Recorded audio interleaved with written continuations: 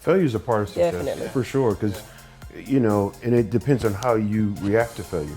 So if you fail at something, it doesn't work out perfectly and you just give up, and giving up is not, pivoting and switching gears is not giving up. Figure out what it is you're passionate about, figure out what it is you really like, figure out what it is. And everybody say that, but it's so true. You gotta do something you like to do. And if you think about it, all successful people speak the same stuff, and all of it's biblical, whether you want to make it the universe, laws of the universe, you want to say it's a secret, it's all biblical. You know what I'm saying? And that goes for relationships, that goes for money, that goes for business, or any aspect of your life.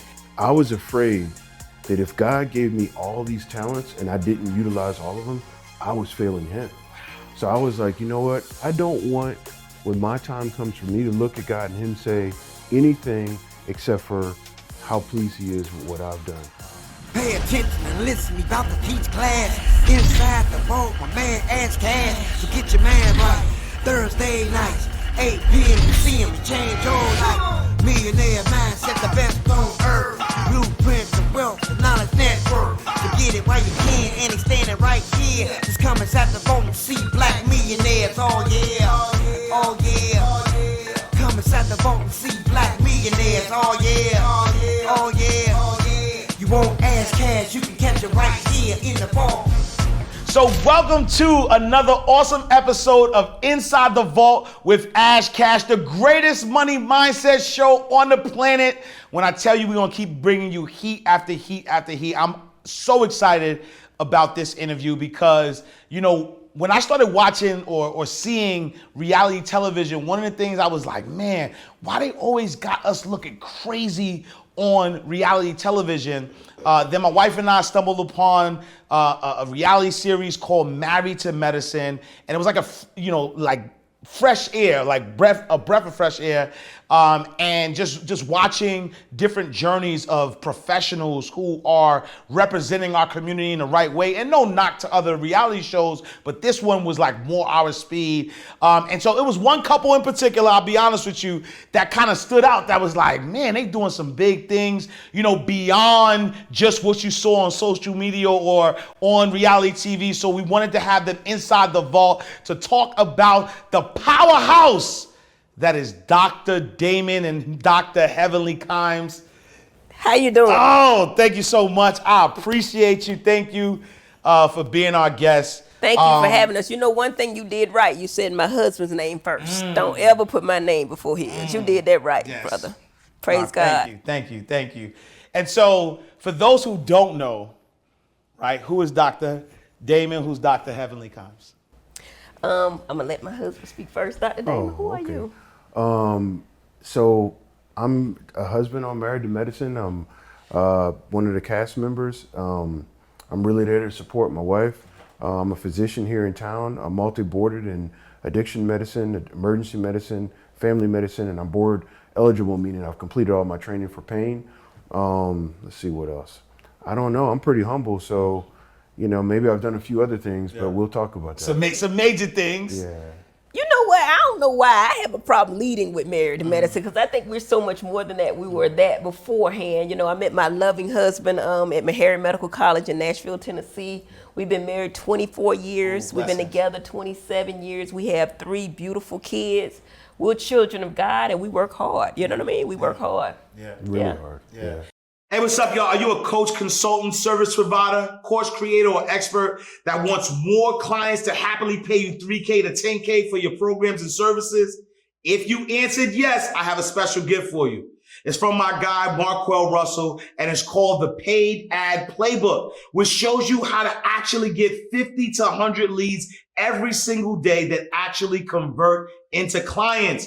Marquel, he's used the same process to help clients create over $250 million in revenue. And this is more than $250 million. You heard me right. Some of the top influencers, coaches, and consultants in the world have used Marquel's strategies to build multi-million-dollar businesses, and they still use them on a daily basis. And the cool thing is that this works for you even if nobody knows who you are. So to get free access, go to InsideTheVaultGift.com or text VAULT to 904-447-5655. 5274. Again, that's InsideTheVaultGift.com or text VAULT to 904-447-5274. My guy's gonna take care of you. Let him know that Ashcash sent you. And talk to us a little bit about some of like the businesses, because I was gonna try to. It's so much that I couldn't even say it in the intro, but like talk to me a little bit about the businesses that you guys have, together individually, because I think that it's important for people to know that just because you go to school for one thing doesn't necessarily mean that that's all you have to do. Like you could be way more than what your degree says or what your profession says. So talk to us a little bit about some of those businesses. Well, I guess we've had a lot of them, and they have not all been successful. I did 2 residencies, so that was like being in jail for 6 years, and because they're 3 years apiece, and I did them back to back. So on Friday, I was a chief resident, big time physician at the family medicine residency, and then on Monday I was an intern again. Wow. In emergency medicine. So I don't know if people know about that training, but it's really hard, and no one wants to do intern year twice. So I did that, finished up the residencies. I'm really into music, so we opened a record label. When I first got out, people were like, a record label, but you're going into medicine. I was like, man, I've been wanting to do this forever. So we opened the label. We got a little radio play, got some some placements, and got a distribution deal with Universal. So we had some success, but that wasn't a big money maker for us. We just tried. I tried really hard. I mean, I spend days in the studio till 3 a.m. and then go to work in the ER at 7 a.m. So I was working. So they didn't all work, but we kept on going. We never really stopped. Wow. So. Yeah, with me, I don't know if a lot of people know I own 9 dental practices. 9. So, 9. It was called Heavenly Dental Associates. Had billboards all around. And what I was doing was buying practices from doctors that did not understand the business acumen of. They knew the bookwork, they knew how to cut a prep, but they did not know how to run a business. Wow. So I became the person that they came to. And my husband was a physician, so we always lived within our means. And I always said cash was king, because when somebody was in dire straits, they would call me and say, hey, you know what, I owe the IRS, or I'm behind in this, that, and the other.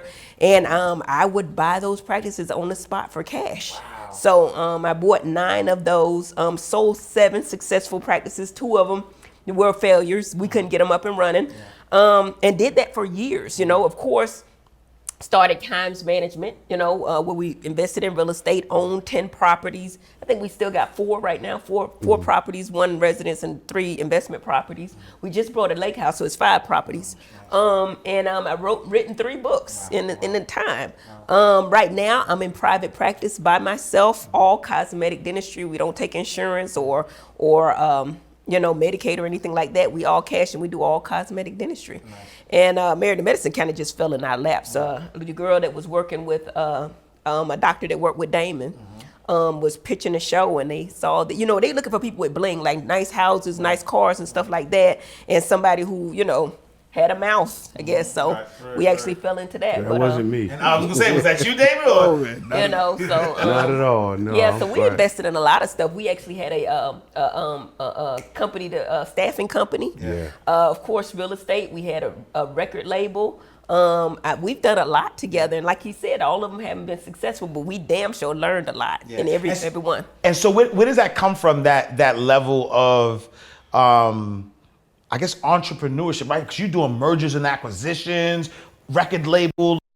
That's not typical for doctors, to be honest, right? That's not typical, because for me, my background was a banker, right? And so I've had a lot of doctors as clients, and doctors are doctors. Like they just... Yeah, medicine's it. That's it. Yeah. And so to be, to dedicate all that time to get, to be a doctor, but then also have all of these different moving parts. Like, where does that hustle or that level of entrepreneurship come from? Fear of God. Ooh. So people won't maybe not understand that at first, but basically, I was afraid that if God gave me all these talents and I didn't utilize all of them, I was failing Him. Wow. So I was like, you know what? I really don't have a choice. Like, I can play 7 different instruments. Why though? Is that just because, or should I be doing something with that? I can write pretty well, but why? You know, maybe it was because I needed to edit her book. You know, so I read her book and edited it the best I could. So you know, it was fear. I don't want, when my time comes for me, to look at God and Him say anything except for how pleased He is with what I've done. You know, and so I figured I'd just give my best. So that still remains. Like, we've done a lot, but I don't. And the other thing was fear of relying on one thing. I couldn't. That's why I'm multi-boarded. I just couldn't.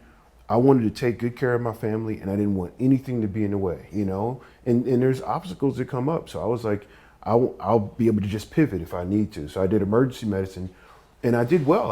I was the medical director. You know, got pretty good name recognition throughout Georgia, because at one point I was the youngest medical director.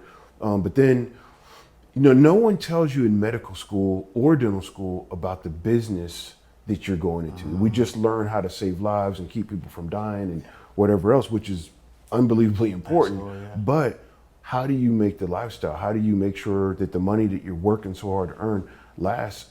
I learned that really from my wife. But the emergency medicine part, I learned that we were really just pawns. So a lot of people put doctors up here, but unless you have a good business acumen, you're really just a worker for whomever you're working for. So I was working for the hospital and in the contracting agency that they use to staff the ER. And I realized it was a ceiling, you know? I mean, I was medical director, you could become area director, but there really wasn't a whole lot after that. So at one point I just was like, I've got to do something different. So my wife, you know, I told her I was unhappy. I was always unhappy in the ER. I don't even know why. I was good at it, and people lived and all that, but I just couldn't. I just wasn't happy when I went to work. And so one day, me and my wife talked about it, and she said, "Stop doing it."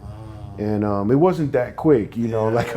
I worked. I opened up my office. I hired other doctors. I worked at ER to pay them, and then I realized I still got to go back to school because they're not getting the patient satisfaction and other things. So I decided to go back to school, and ultimately the timeline went from most of my time in ER to more of my time in my office, to where it's about equal, and then more time in the office, and eventually I was able to walk away from the ER. No, I love it, love it, love it, love And it. now he has 2 practices, interventional pain. He does a lot of personal injury cases and stuff like that. But yeah, he would have to thank me for that. Listen, so I was doing my thing. I've always had an entrepreneur mind. I think it's innate because nobody in my family ever did that. Spent hundreds of thousands of dollars on my financial education. I was the one that always went to the mastermind courses, trying to figure out the money, trying to figure out the stuff. Because now we got this money, we got to figure out how to save it. We got financial planners, all that, you know, was on me. Damon was working. So I was taking his money and investing it, right? And I wasn't scared to start other businesses because I knew he had it. You know what I'm saying? So a lot of people was like, Heavenly, you not scared? Scared of what? I'm scared of being broke. So I was always running scared. We had a Jamaican guy used to say, always run scared. You know, no matter how much you got, act like you ain't got nothing. So we work hard, and we still work hard to this day. And I was looking at Damon. I was like, Damon, I got doctors working for me. I have dime practices. I had all the specialties working for me, endo, oral surgeons work, and all that. And I'm looking at Damon and how much I paid my doctors. And, you know, $250 an hour might sound like a lot, but then I would say, Damon, but how much they make it in the ER? And if anybody knows, if they ever been to the ER, they owe thousands of dollars. Their insurance will pay thousands of dollars.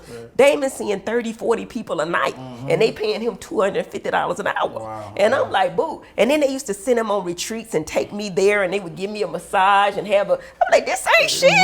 Like, dude, I know what this man is making, y'all. I understand. You know what I mean? So I was like, Daddy, you could have other doctors working for you. You can do this yourself. So I think I encouraged him, you know. Well, yeah, and I recruited. When I was director, I recruited most of the doctors working in the ER anyway. Right. So that's where the staffing company came. A friend of mine who now has passed, we started a company together, and we were doing it. We recruited more docs. We started staffing some of the larger hospital organizations around, staffing ERs, clinics.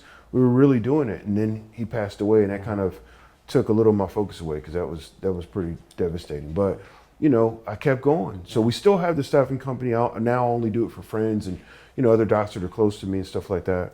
But that was, you know, my wife, we both weren't scared. But then people always say, well, what drives us? But I don't know, because like we just are still driven. Even in the face of success, we feel like there's more to do because we're trying to make generational wealth for our children. We're trying to make a difference in the world. And like I said, those 10 talents, I'm gonna keep going until my last day. Yeah. Right, I feel like we haven't done enough. Like, you know what I mean? Yeah. Based on all that we've done, I don't have $40 million. I don't have $50 million. And I think that that's the goal to get there. I mean, we got the life insurance. We have the 401ks, the cash saving plan. We did all that for the kids, the 529s, the IRA. But if you look at that, that ain't really that much. You know what I'm saying? Most of our money is in real estate, right? Yeah. So I'm saying, shoot, until we get to a certain number, we gonna hustle, Yeah. right? Yeah. So I'm still working in my office. I just opened a beauty supply store. Awesome. I had a friend of mine that was running beauty supply stores, and I was like, you know what? If my arm broke tomorrow, $1 million arm, I can't do shit, right? Yeah, yeah. But a beauty supply store is a multi-billion-dollar industry, Right. and I just got to figure out how to get the products away from them Asian folk, right? Yeah, yeah. So I had a girl in LA that was already doing it. She got me onto her vendors and her suppliers and stuff, and I was like, I can do this, and finding staff isn't as difficult because I don't need a doctor. You know what I'm saying? A doctor, shoot, it ain't but so many, right? But I can find somebody, you know, and if you know, get somebody good and pay them $15 and they'll work hard, you know, for them 15 because they're getting $8 somewhere else. Right. So open a beauty supply store that's been successful. We only had that like what 4 or 5 months. Doing well. Already had success with that. And we just grinding. Daddy just opened his second office in Decatur because a lot of his personal injury cases could not make it to Roswell where he is now. So a lot of them go to Decatur and right. Well, and I wanted to sort of make an analogy for people to think about if you don't mind. I know I'm talking a lot. I normally don't talk that much. You're good. You're good. So I went to a dinner meeting one night with a guy who motivated me a lot. And it was very simple what he said, but I never forgot it. So we were talking about how he bought an interventional pain practice like mine and it quadrupled his income. And I was like, how did you do that? You're not even the doctor. What did you? He said, we were referring out too much. So I decided to bring it in-house. Whatever we could do in-house, we were going to do that. And he said, so then I thought of other things that we were sending out where we didn't need to. So I said, okay. I said, well, and so we talked about some specifics on what he had done and what he brought in office. And I said, well, what about if the insurances change? What if they change the pay rate on certain things? Because that happens every year. Insurances, and people don't know that, but insurances are meeting every year to determine what the cost of certain procedures the doctors do or services the doctors provide, how much they're going to pay. And that could be good if they decide to go up, or it can be bad if they decide to go down. So I said, what if they just decide to not pay? He said, well, Damon, you know, I was sitting there, we're sitting at a dinner table. He said, look at the glass of water. Which would you rather be, the water or the glass? So I'm gonna let you think about it for half a second. And then my answer was wrong. Hopefully other people feel this way, and maybe they're just smarter than me. But I was like, I'd rather be the glass. I'm sturdy, I could hang in there. He said, no. And I said, why not be the glass? He said, you need to be the water. I said, why? Because you can change shape with whatever happens. And I was like, so that's your answer. You'll pivot. If the insurance company say we're not going to pay in this particular procedure, there's always something else because there's a million things wrong with people and there's other things that they reimburse. So be the water.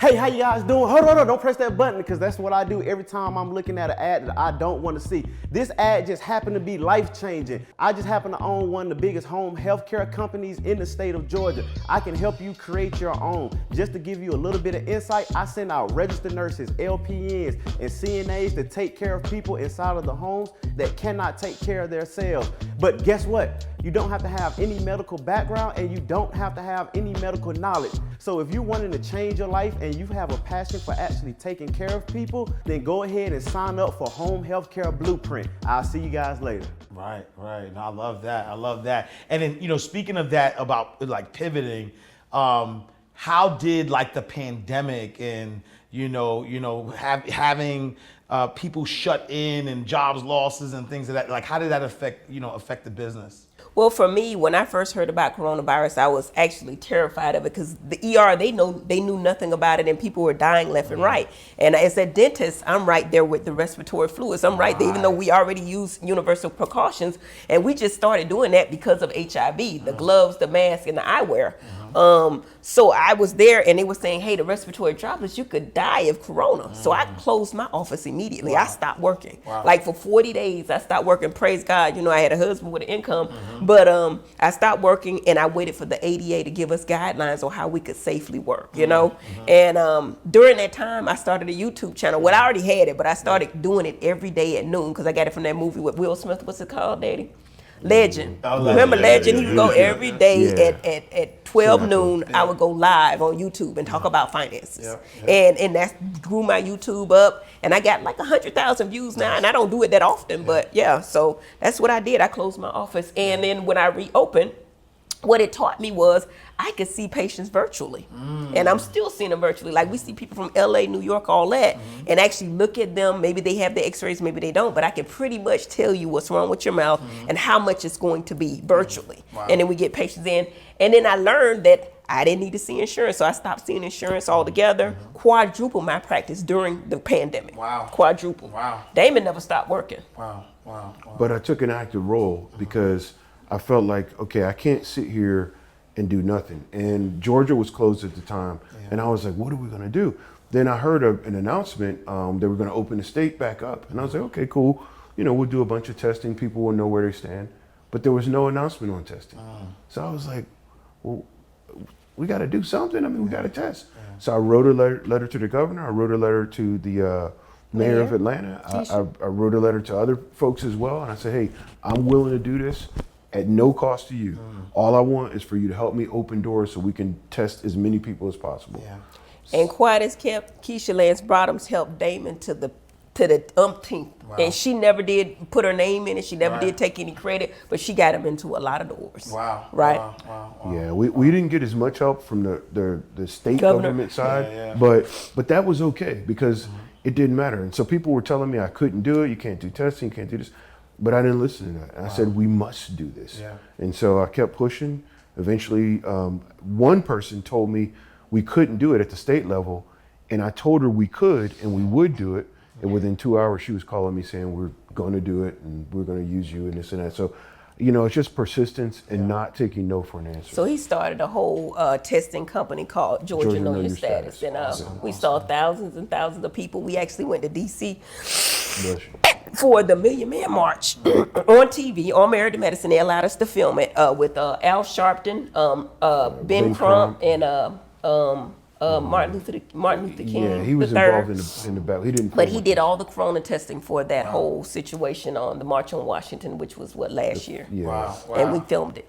And then, where does your sense of resilience come from, right? Because you know, as I hear you talk, I think one of the great things I love is the balance, right? It's like yin and yang, and you know, there's a true balance, and there's a true support system that you guys support each other. But you know, in your own way, both of you are the same, right? And you have this level of resiliency, this thing that says, man, we just gonna do it, right? And I'm more just thinking about the mindset, right? Like, what is that mindset comes from? You know, Damon and I are very different because I feel like I start business and stuff because I can depend on him. I know whatever happens, he's gonna be okay. He don't depend on me like that, even though he can, and I'm always there, and I'm his rock. He always say, "Nah, I'm the man. I'm gonna do it." You know what I mean? So I depend totally on him with the things I do. But him, he wants to be, you know. So even though I'm there and I do things and I do put out fires that he don't nothing about, but he always takes the charge and he always, you know, is the leader. Yeah, but to that end, right? Like, it does still take a level, right? Like, he has this fearlessness. Like, listen, I'm gonna try it. Fear of God, right? But it still takes Perseverance. a level of perseverance, a level of fearlessness, even though that you know that you could depend on Damon. I still kind of feel like like this thing that you still take certain risks. You still like will make things happen. And so where is that? Like, what is that that mindset? You know what? I always look at things as I have no choice but to make it work. Like it's gonna work no matter what. So I have the mindset, and I look at the big picture. I don't look at the details on how to do it, and I look at the worst case scenario. What's the worst case scenario? What's the worst thing that can happen out of this? So I only put a percentage of my purse into any business. I don't put everything in nothing, so I can sleep at night. But what's the worst case scenario? I mean, when they train you, they always train you for the worst case scenario. So that's what I think about. And if you think about it, a lot of people come to you and they're afraid. They have their own fears. Even your family, your mama, you can't do that. You know, you can't do that. You need to be afraid of this. But you look at it, and the worst case ain't that bad. The worst case ain't that bad, because we done been through everything. I know I have in business. I've been through everything you could think of. I've been through it, and it wasn't that bad. It wasn't that bad. So if I hear you correctly, it is the experience of failing and it not being the end of the world that says, oh, is this it? Why not keep going? And we fail more so than we are successful in a lot of things. But when we are successful, it's so successful, it takes over the failures that we had along the way. And so would you say that failure is the opposite of success, or failure is a part of success? Failure is a part of success, Definitely. for sure, because you know, and it depends on how you react to failure. So if you fail at something, it doesn't work out perfectly, and you just give up, and giving up is not pivoting. And switching gears is not giving up. You may realize that if, you know, you may want to sell bottle caps or something, right? But you realize they're not selling. And you decide to sell stock options, whatever you decide. And then all of a sudden that works. You just shifted. You just said, okay, I see this isn't working the way I want. And so you shift. The other thing is just, I don't like to lose, you know? So like, whether that was when I was young, getting into scraps, I don't like to lose, or wrestling or any sport that I've done. I hate to lose. So I was willing to put the time in and put the effort in to be different and to succeed, and willing to do stuff that other people weren't. Like, there's plenty of times people think, even people that work with me at the office may think, oh, his day's done, he's getting ready to go home. I may not be going home. I may be going to another meeting to market some more. I may be going to meet with somebody who I can refer patients to, or who can refer patients to me. So it's all this stuff this being done constantly, and I'm not tired. The thing about it is, I enjoy what I do. Sometimes I feel guilty because I enjoy it so much. I'm like, this isn't really work, man. I'm just going to help people out. And it's challenging at the same time. Using needles to make a difference in back pain or neck pain or nerve damage and stuff like that is amazing. And to look at the folks' face when they get up and they're like, man, I feel better. Someone who's in a car accident, who, you know, and the other thing, mentioning car accidents and personal injury, you know, we've relied on one method of making personal injury work for a long time. It's time to try something different. A lot of businesses and industries have used the knowledge that physicians bring to the table to make a bunch of money off of them. We're the ones doing the thinking, we're the ones doing the diagnosis, but someone else is making a killing. So I said, you know what? Let's do a personal injury office that starts with the physician, not excluding anyone. You need your personal injury attorney, you may need chiropractors, you may need physical therapists, but a good quarterback is really that. And I think physicians are great quarterbacks in figuring out where these patients need to go and what treatments. So if people come to me, they can come to me, one phone call, I guess I'll say it, 678-736-7680 for Roswell Pain Specialist or Roswell Personal Injury, and just say, hey, I was in an accident, I need some help. If you don't have an attorney, we got you. If you don't have a chiropractor, we got you. If you don't have physical therapy, we got it. So all under one roof. I love that. I love that. And what advice would you give to a married couple, right, who are looking to get into business with each other, right? So, you know, I mean, I love the dynamic, right? You know, been together 27 years, married 24 years, 3 children, and you know, just to kind of see the you know, the way that you guys bounce off of each other. Like, what's the secret sauce? Like, how do you make it last? You know, honest support. Yeah. Like, if something's not cool, Heavenly will tell me. Yeah. For like, sure. You know, like it doesn't, you know, and so she challenges me often to think of what could be like the worst case scenario and stuff, and what would you do in this situation. But it's honest, but it's supportive. And so with me, I have a little different approach. Really, whatever she wants to do, I'm going to back her. So she doesn't need to ask me so much, and I don't hold her back either. I think that's another thing. You know, you can support, but then there's too much control where you're trying to, you know, everyone, God made us all and he made us individually. So if she has in her mind it's something she needs to do, I can't always just say, well, no, I don't think that's, you know, you know, I mean, maybe that's what God meant her to do. So I let her do what she wants. And you know, sometimes people ask, well, how do we manage your money? I just work my tail off and give her what I got. And that's really And that's the smartest thing he could ever do. Absolutely. Let me do it. I take it and I invest it. I do what I need to do. Now, when you say businesses together, we don't work together. Like he has his own business. I've probably been to his practice twice and he's been to mine twice. We work separate but equal. We work separately. But when we do something as the woman, it's very difficult because I have to turn off my boss hat and allow him to lead. You know what I mean? Even though I have to learn, and it's difficult to do, and I ain't always successful. I have to learn how to speak to him in a way that he can understand what I'm saying and vice versa, and allow him to be the man still. You know what I mean? And that's hard to do. And I think that's I ain't gonna say that's the flaw, but that's the flaw of a lot of women. They forget that, and you know, and then people call me old fashioned or you thinking like the wrong way. Keep doing the things the way you're doing and not making men feel like men. Your marriage will not last, and you will see that that's the truth. And it's biblical. So, but then you also got to be the type of man where absolutely you're unshaken. I mean, like really, you know, my advice to people would be if someone says something that makes you feel like you can't accomplish your goals, stop talking to them about it. Don't have a conversation. Or if somebody decides to put their 2 cents in and it's negative, be determined enough to say, okay, I appreciate your opinion, but I'm gonna make it happen anyway. I don't even have to tell people that. I just listen. I'm like, okay. But I'm already thinking, hey, you say what you want. You know, I will listen to everything and consider everything because it might be great advice someone gave me, but it doesn't. I have unwavering faith in what God can do and what I can do. Nice. No, I love that. And so, Dr. Heavenly, I know you've written books, you've done, you know, speaking and things of that nature.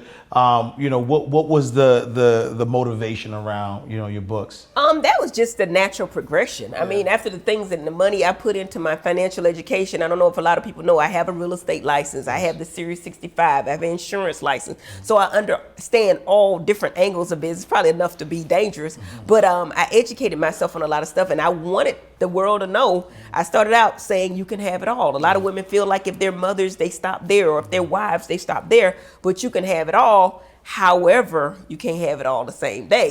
You got to prioritize and make sure your man taken care of. God comes first, then your family, then everything else. And then be a mother. Like, you know what I mean? I feel like that was one of the great callings that I had to be. I always wanted to be a mother. Like, that's why I became a dentist and not a physician, because I didn't want a long call. I wanted to set my own hours. I wanted to be a wife and a mother. That was my whole goal in life. And I went to dental school, i.e. his medical school, to find my husband. And I did that. I put it on a vision board and it worked. So you plan all aspects of your life, not just business, but your marriage too.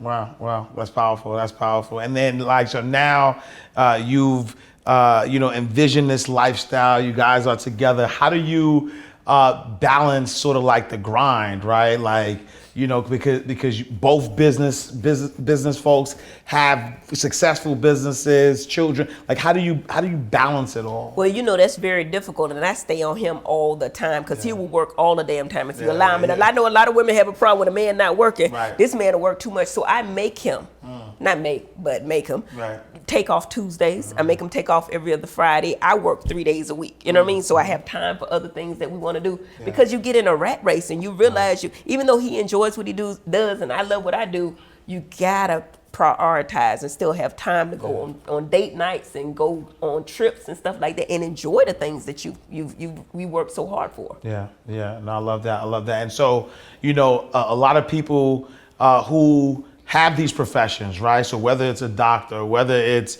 you know, a financial advisor, they might work within a system. You know, what advice would you give them on the first steps to take if they wanted to be their own boss? Figure out what it is you're passionate about. You know, figure out what it is you really like. Figure out what it is. And that everybody doesn't seem say like that, work. but it's so true. You got to do something you like to do. Something is, and it may take a minute. You may not realize what that is. But once you do, you know, work your tail off it and be the best. Like I've never seen a patient that I didn't give 150%. Whether they knew it or not, I gave them 150% of my attention. I wasn't thinking about a bunch of other stuff. And I was truly thinking about how can I solve this problem? How can I figure out what's going on? So, I put a lot of work into it and study. There's more downtime than people think they have. Like you think you're working your butt off, right? There's a guy, if I was going to quote somebody, David Goggins is a guy that I'm incredibly impressed with. He is a little cursing more than I do, but the thing about it is he talks about this 40% rule. And he talks about how most of us are really only doing about 40%, even though we're thinking we're giving 100% or 80%. You can probably always do a little more.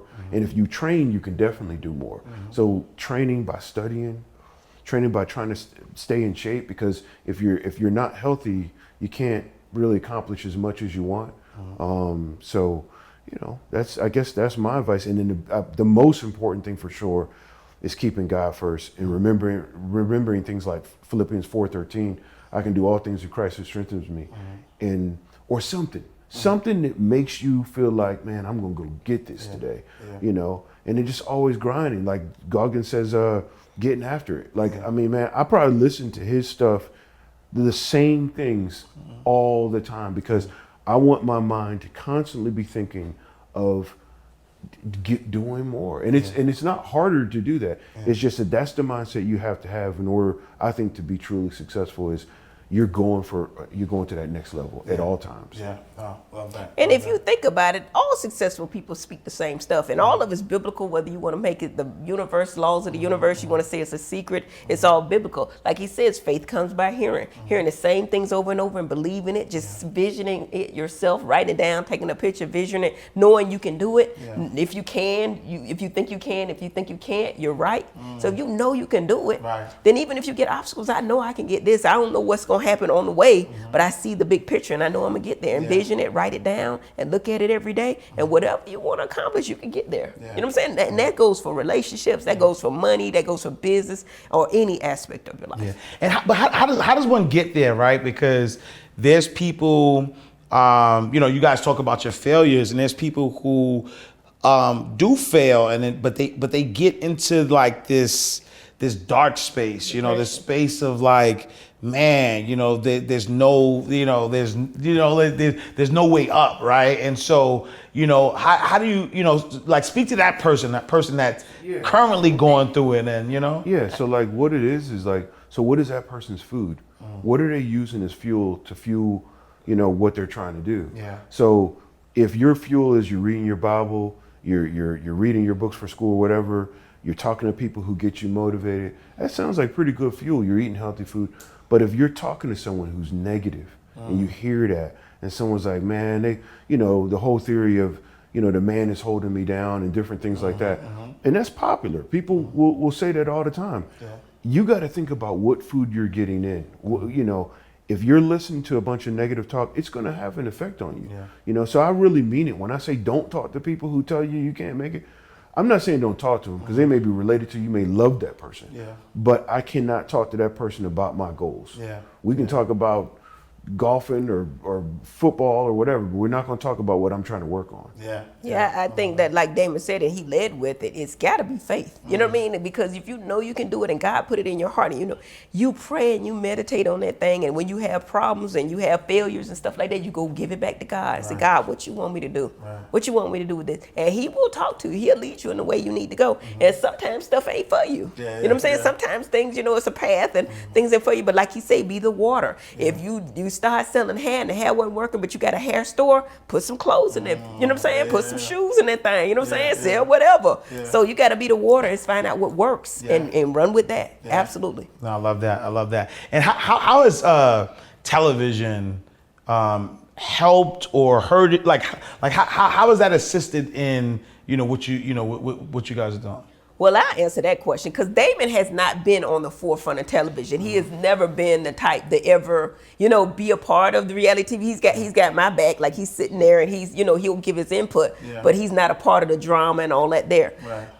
Starting reality TV was one of the scariest decisions of my life. Like, okay, I got 9 practices. I'm doing this. I'm making this amount of money, right? And then, you know, when you first start with reality TV, they don't pay you no real money. It goes up, you know, every season. So if you paying me this and I'm taking a chance like a mug, because I know what reality TV is. I didn't watch it, but I know it was a negative connotation with it. All we knew was Nene, you know what I'm saying? Or, you know what I'm saying? Something like that. So we looked at it, and I was saying, Daddy, I call him Daddy. Daddy, you think I should do reality TV? And everybody was telling me, I ain't gonna say no names, but big name people was like, Dr. Heavenly, don't do it. Don't do it. Don't do that. And I looked at my husband, I said, Daddy, should I do reality TV? He said, you should. And you know, even though he's a calm, mild manner, ain't bothered in the drama, he said, you be great at it and you're gonna kill it. He said, you have thick skin, you don't care about, you know, what people say, and you got a quick mouth. He said, you gonna kill it, baby. He said, and I'll support you in any way. I don't wanna be on it, but I do it for you. And that was all I needed, because everybody else was telling me not to do it. And initially I turned it down. I was like, nah, I don't wanna do this. You know, and then they called me the next season, and it was something tangible that I saw, and I was like, I'm a businesswoman. If they got 2-point-something million viewers, you know, total, what could I do with that audience? So I was like, shit, I'm gonna take a chance. And I did it, and it has flourished in all of my businesses. Like you say, you look at people like Candy, she's one of my mentors. Like, I look at what she's doing, she used that thing to, and you look at her and you say, why ain't everybody? Everybody got the platform, why won't they use it to build a business? You watch her, she got her sex toys on the thing, they making a big drama about it, but in the end of the day, you remember you got her damn sex toys. You got a restaurant, you got her all this stuff she's bringing out. And then I watch my girl, Dr. Jackie, got a skincare line, don't even do no skin. She an OBGYN. She got sex toys, she got a book out, she got a surrogacy center. You know what I'm saying? So reality TV is a way you can get to. I mean, if you look at all the drama and stuff, that's what sells, the people there. But once you get the audience, then you can educate them. No, I love that. And I think that that's important, because some people do it for fame, right? Like to be noticed.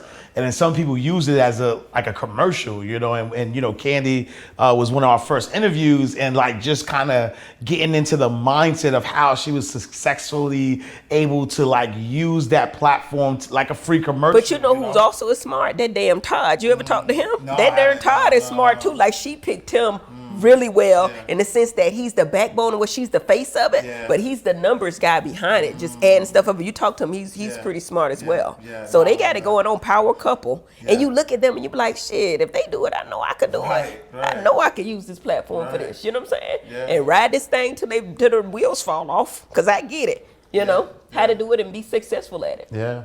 And so what's next? What's next for the Kimes? Well, for me, my passion is dentistry. It always has been, always will be. That'll be my number one thing. That's where I make my most money. I want to do Dr. Heavenly University, where I train dentists. I already started. I actually had it up and running until the corona thing, and then I had to shut it down.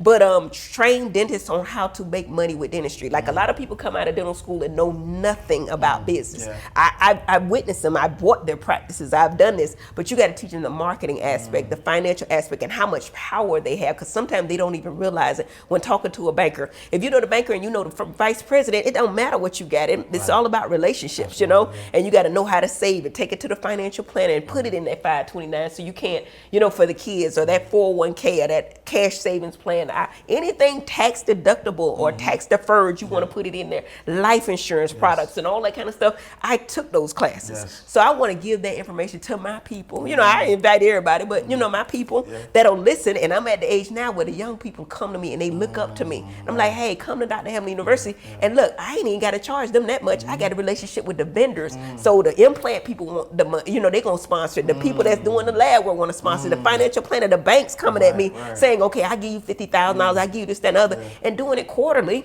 and bring these people in and educating them on how to make money. I love it. So that's my goal, Dr. Heavenly University. Mine is so, you know, we talked about He's so Roswell calm. personal injury, and so I definitely want to blow that up. But more importantly, I just want to be obedient. I don't know if I've been obedient enough to what God wants for me.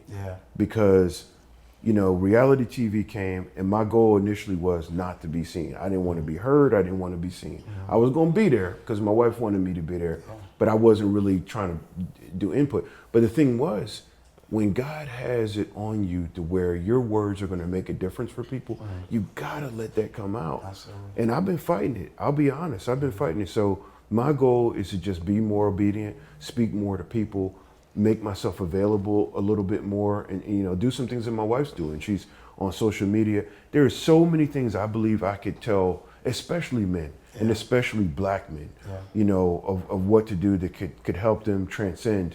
So And he got a calling on him, and he don't realize it. He got a calling. He got an obligation to do that, because I ain't gonna say no. There's very few black men like him. Yeah. Very few that know how to treat a woman, treat her right, be respectful, and all that. Now that people saying, oh, that's olden days, that's olden times for men to be respectful and not get into bitch shit and all that and act like a real man. They water it down like men don't have to be men anymore. This is a real man. He's hard worker and he's educated. He's intelligent. He's articulate, and I don't know too many brothers like him. You know what I'm saying? And that's my man. Right, you understand what I'm saying? Right. So I picked him well. Yeah. So Talk heavy. Talk heavy. That's all I'm saying. Yeah, she's. And he's the way he is because I molded him into the man he is. You know what I'm saying? You found the right one. I mean, I had to have a good foundation to start with, but this man is who he is because of me. Just understand that. Well, I think God. Okay, we gonna pray God put me in your life. Yeah. My mom, my grandma. Yeah. They had a party, they birthed him. So. Yeah, so but I mean, the thing is, I'm being obedient. By doing more, because it's not easy. Like my wife can get up and she can talk and do podcasts and all. I've not been on. I mean, I don't even know if I've ever been on a podcast. You have one or two. One or two. I do them all the time though. All right, but she does. Yeah, she does them. But all I the like time. to talk. He don't. Yeah. But here's the thing: I see the need. I see the need. I can't sit back, or he'll say, hey man, why do you think I made it possible for you to do all that? Yeah.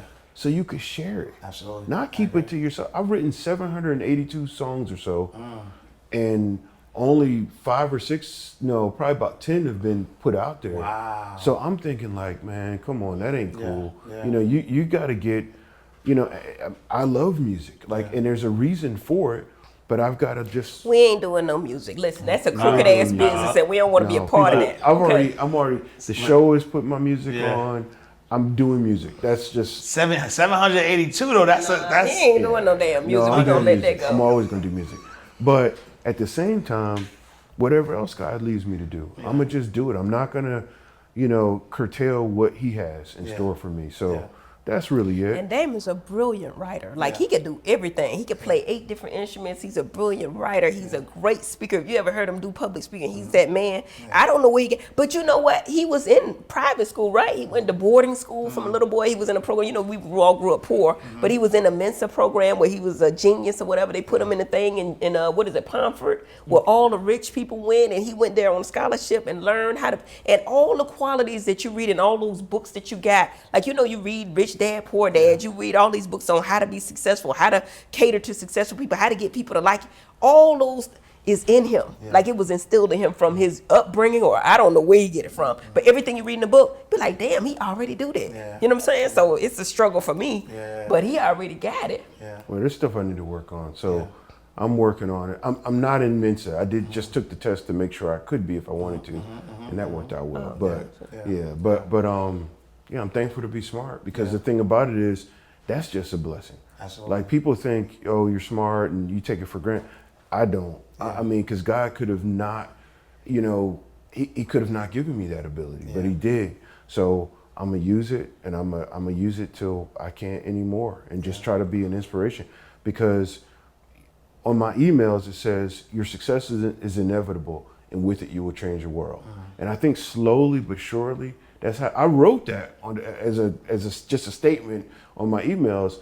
But I knew, I was like, if I look at this every day, it's going to become reality, and it is. Right, I'm making it plain. You speak it into existence. Yeah, no, I love that. And so let's talk money a little bit, right? So I remember, I was telling y'all behind the scenes that my wife and I, we always wanted to buy property and build our home. And she showed me this YouTube video, and it's Dr. Heavenly, going through this 47 acre property, you know, big talk. Like, listen, we bought the main lot. Then we didn't want neighbors, right? Look. We bought the main lot. We didn't want no neighbors, so we bought the other 2 lots, right? What was the what was the feeling of being able to do something like that, right? Well, really, we stay outside the city, so we didn't pay that much. You know what I'm saying? Now people paying $3-4 million for houses. We got our house for like 1.45, the main property, and then we bought the other properties. I think 400,000 on each side, right? So when we were, when I had a practice, I had one in Covington, Conyers, Lithonia, and Social Circle. I put my house in the middle so I could be close to, so I was never in the city. I never liked the traffic. I never liked that at all. So I wasn't gonna be in the city. And where we stay at was equidistant, so we were able to get a great deal. We walked in that house with a lot of equity because it's outside the city. And now we paid it off and we just, buying other properties. Yeah, I mean, for me, be honest with you, I didn't really pay that much attention to the property at first because I was just grinding. I was working the ER. I was working all the time. I bought that house without even consulting him. He saw it, but he didn't care. He was like, "Yeah, baby, whatever you." That's what I like about him. Whatever you want, baby, get it. And paint the house purple. Yeah, I didn't even see the value. I didn't see the beauty of the house until we were there for a couple of years. Wow. And then I remember we took the kids walking through all the 47 acres, and that's when I realized how huge it was. I was like, "Dang, this is a lot, Yeah, 40 acres in a mill, they promised it to us. We're still discovering stuff on that property because, all those years I worked, and when people feel like, say, oh, they don't get how hard I was working. Like there was times, my first job in the ER, I was doing 17-hour days because it was 2.5 hours to get there.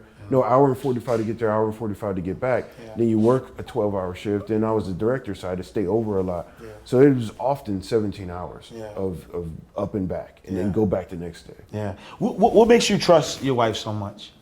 She's smart, and even though she's not perfect, and there's certain things we've had disagreements with, I don't know. I'm not perfect, baby. No, she's perfect. Pretty much, but it might have been clean that up. Clean that up. 0.0001%. But so she's really proven her point, man. She's better at investments and financial. I know what I'm good at. Yeah. I'm good at working hard. I'm good at protection. Yeah. I'm good at being a father to our kids.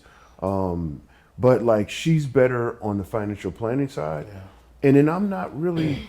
I don't need much. I mean, he wear them scrubs everywhere. He got a jeans and he got about 3 black t-shirts. That's it. That's all he got. I'm not. I mean, people have made fun of me. Can't you go and buy? But I'm like, hey man, that's not me though. Right. I'm not a flashy guy. I mean, if I have anything that looks flashy, she bought it. Right. I didn't. Jeremy got him a nice outfit for the reunion, but he didn't even come. Got him a nice. He said it was an Hermes belt. They didn't know what the hell that was.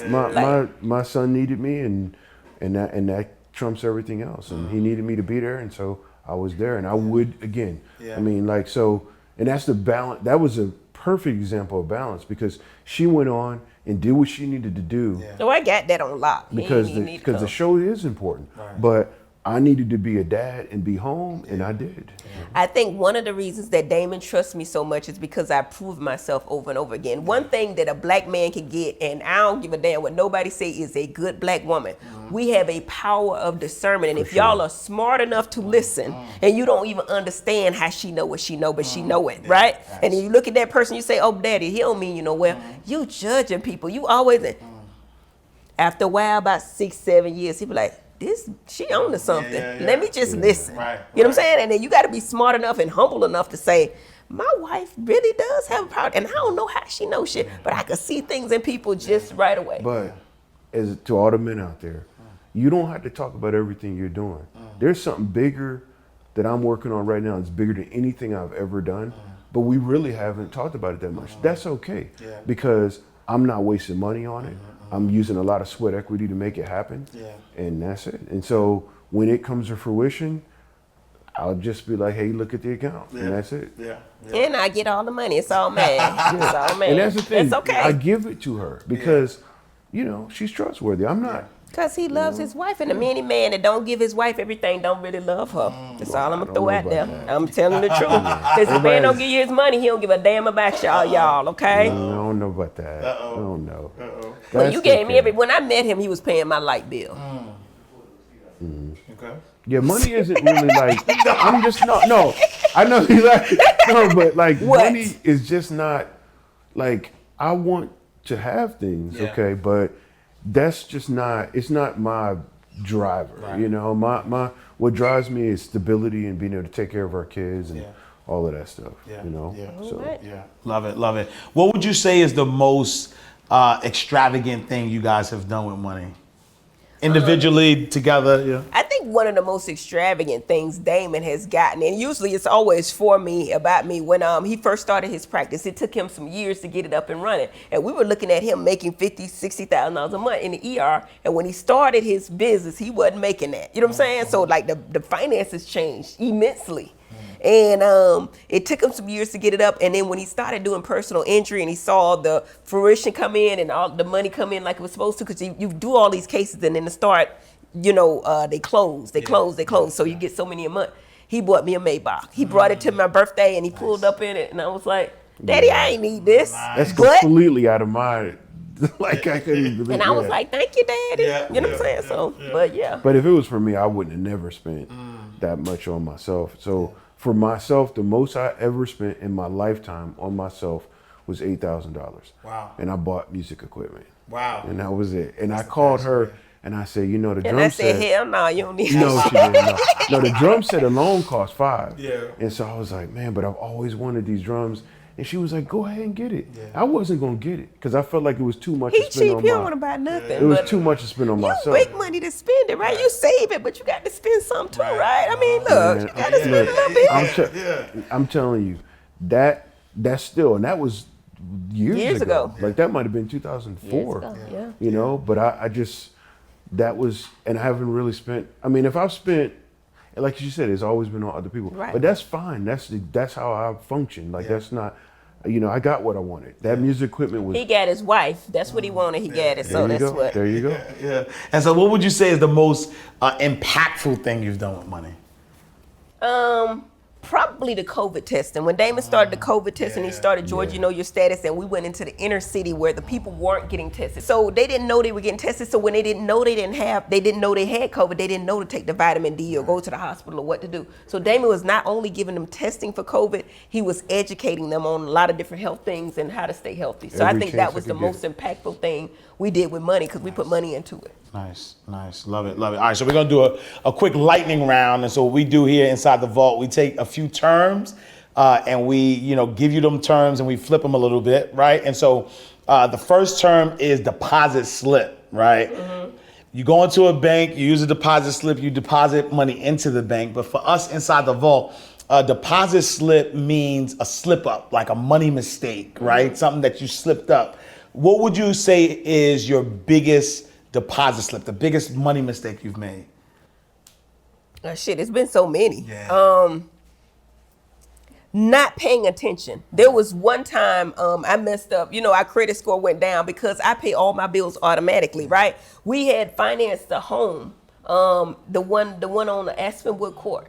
And we financed the home, and I always paid it on time because I did it automatically. They refinanced this thing. I don't know what happened. The loan changed, and it went up $15 a month, right? And now I pay way more than the mortgage, but I didn't never open my mail. Right. So for the longest, the people were sending me things saying you owe $15 more. So it's 6-7 months went down. I'm like, why is my credit score going down? And I looked at it and I was like, damn, I didn't pay the 15. But anyway, we cleaned it up. But anyway, so now I pay way more than what the mortgage is automatically because they always tell you pay your stuff automatically. Right. So then, it's already done. Yeah. That's the biggest slip up I probably had. Okay. Number 2, charge off, right? So charge off, you borrow money from the bank, you don't pay the bank back, the bank charges it off. But for us inside the vault, a charge off is a mindset or people that you had to charge off during your journey? I charge off a lot of people. Okay, and I'm quick to charge you off. Charge your ass off. It might be a family member, a friend, or whatever. I don't do too many people because I think just like Damon do, if you're talking to the wrong person and they saying the wrong things, I think they say there's more than just the 5 people you're around that makes you who you are. It's the top 2 or 3 people. So you got to be very careful who you spend your time with. So I'm very selective about my friends or who I spend time with. And when they start talking stuff, because words have so much power, you know what I'm saying? and they speak something, and they start saying different things, it's already like, okay, either you got the wrong mindset or you hating or something. I need to get the hell away from you. So I charge off a lot of people. Yeah, yeah, love it. What type, how about you? What type of mindset did you have to charge off, during your journey? I mean, I guess the one I can think of is an A-list producer, music producer that we worked together, and I was learning all this stuff from him. I was excited. I was like, man, I'll be your best student ever. And I think I was. But the thing is, he was always telling me things that weren't positive. I would work on a song all night long, wake up in the morning at 7 and say, boom, shoot it to him, email, hey man, what you think is? And he would crush me every time. Wow. And I took it to heart. I was like, dang, I guess this does suck, But then I would let other people listen, and they were like, dude, this is crazy. What? How did you make that? And so I realized, I think what it was for him, because he told me one day, he said, man, you haven't paid your dues, man.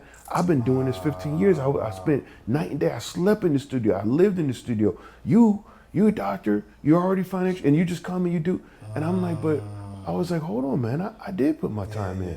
Last night, I didn't sleep at all, but an hour. But I didn't tell him that. Right. But I'm like, and so I had to realize I can't listen to him. We're cool, absolutely. But I don't, because I couldn't move forward.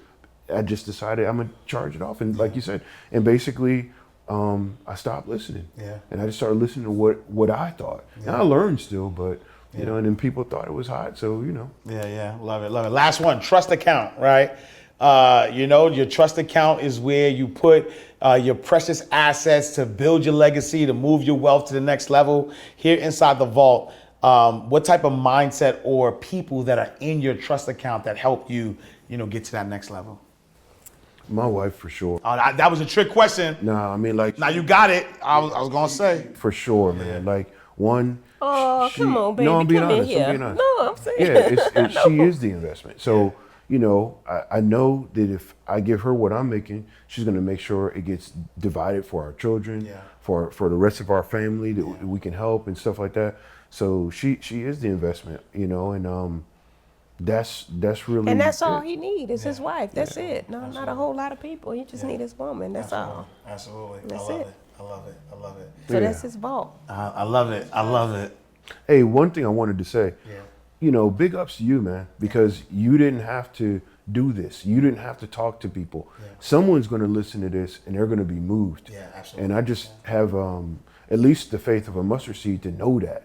And it's different because a lot of people come out with all kind of mess, like even like reality TV, it's a whole bunch of drama and a whole bunch of ignorance. Your show seems to be, and I don't know, but it seems like you're talking about positive things and trying to educate people. My concept has always been to say the motherfuckers so the ignorant niggas hit me and then bring them in and then give them some knowledge as we talk to them. So that's how I operate, but I love the platform that you have and you're doing a great job. Thank you, sir. Thank you. Yeah, I think for us, it's all about, displaying different types of people who have success. But what is the mindset, right? So when you think about inside the vault, we're going inside the most precious part. It is your mind, which is the vault. And I appreciate you guys, for what you do, because, when you look at our community, there are so many people doing some awesome things. But for whatever reasons, people only want to focus on the negative or the things that are entertaining, but not realizing that there's some power. There's some people who are making some major moves, right? Mergers and acquisitions, creating their own businesses and practices. Like, these are some major things that are happening in our community, and people need to know that this exists. And and the platform needs to show that, you don't have to, take off your clothes. You don't have to go crazy. Like, you can really use your brain, use the vault in order to build generational wealth. So thank you for everything you do. All right, so if somebody wanted to connect with y'all, if they wanted to, follow you online and get tapped into everything you're doing, where can they find you? For me, you can call our office at 678-736-7680, Roswell Pain Specialist, or you can go to our website, thepainpros.com, ThePainPros.com. And that's pretty much. He on social media as Dr. Damon Kimes, but that's me. So all y'all hoes that come in his DM, just understand them pictures that I'm responding to them, okay? So don't even do that. But you can find me at dr_heavenly on all social media platforms, Twitter, Instagram, Facebook. And my website for my office is smilesbydrheavenly.com and heavenlybeautyatl.com. All right, there you have it, y'all. We about to close the vault. Another powerful episode of Inside the Vault with Ash Cash. Make sure you follow us on all social media platforms at Inside the Vault. You can follow me at I am Ash Cash. Thank you for tapping in, tuning in. Tell a friend to tell a friend. The greatest money mindset show on the planet. Inside the Vault with Ash Cash. I'll see you next time, same place, in God's will. Peace. Oh yeah, oh yeah, oh yeah. You won't ask cash, you can catch it right here in the vault.